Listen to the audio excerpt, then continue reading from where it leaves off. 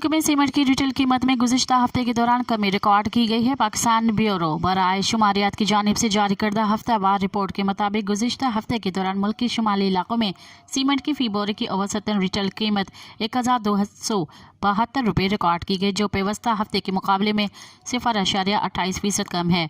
पेवस्ता हफ्ते में मुल्क के शुमाली इलाकों में सीमेंट की फी बोरे की औसतन रिटेल कीमत 1276 रुपये रिकॉर्ड की गई थी। इसी तरह गुज़िश्ता हफ्ते के दौरान मुल्क के जनूबी इलाकों में सीमेंट की फी बोरी की औसतन रिटेल कीमत 1199 रुपये रिकॉर्ड की गई, जो पेवस्ता हफ्ते के मुकाबले में 0.7% कम है। पेवस्ता हफ्ते में मुल्क के जनूबी इलाकों में सीमेंट की फी बोरी की औसतन रिटेल कीमत 1190 रुपये रिकॉर्ड की गई थी।